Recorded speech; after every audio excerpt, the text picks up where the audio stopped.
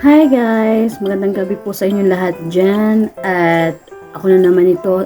Part 2 po ito ng aking share ko lang po kung anong agency. Kasi may nagtatanong sa akin kung anong agency yung in-applyan ko papuntang Europe. At kung magkano ang sweldo. At anong patakaran sa agency. Kung may interview ba. So lahat ng tanong nyo ay sasagutin ko po dito sa video natin yan ito. So first, ang agency ko dito sa Pinas ay OLM. Ayan siya. Diyan ako nag-apply ng papuntang Europe. Tapos, sa mga tanong din na kung magkano ang salary. So, sa diniscuss sa akin ng agency or yung amo ko ay nasa malapit lang, hindi naman nagkakalayo sa Saudi or sa Middle East na sweldo. So, nasa 24,000 lang siya. Tapos, kapag hindi ka nag-day off, ibibigyan ka ng extra or babayaran ka nila. So, aabutin ng 30,000 monthly yung magiging sahod mo dito.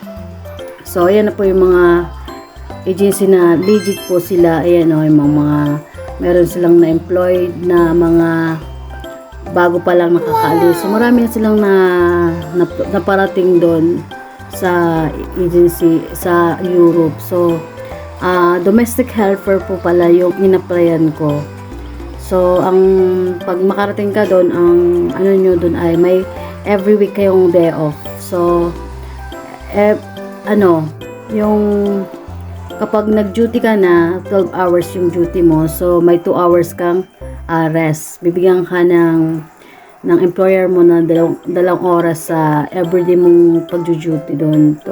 So, sa requirements naman tayo guys. So, kailangan mo natin ng passport. Ready yung passport natin.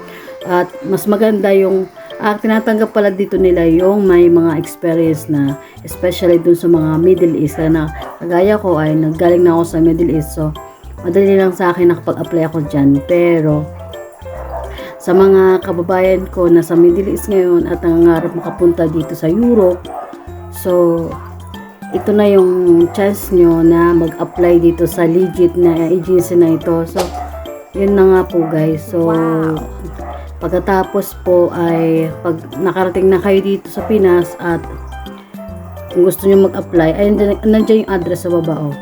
Yan na Facebook nila at may address na dyan. So, i-google map nyo na lang kung gusto nyo pumunta doon. Tsaka may number naman dyan sila dyan nakalagay. So, pwede nyo ang kontakin para mag-guide kayo papunta doon. So, sa ano naman, sa salary na, sa ano naman pa to, sa mga gastos nyo talaga dyan ay maghanda na talaga kayo ng 100,000. So, sa akin kasi, so wala akong pera, wala akong ipon. So, nangutang muna ako ngayon para sa medical ko.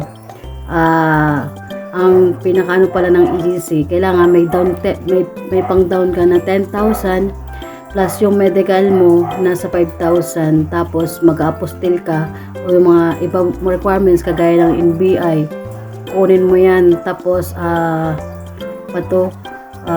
input sheet mo, kukunin mo yan bago ka pumunta sa agency para hindi ka na pabalik-balik. So kumuha ka muna ng input sheet, NBI, tapos yung passport mo, ready mo na yan. Tapos ganito pala yung ano dyan, halimbawa na nakapasa ka na or naka-apply ka na sa agency na yan. So tatawagan ka na lang nila. Tapos kung ma-interview, kasi interviewin ka ng agency doon sa Europe at sila ang maghahanap ng employer mo.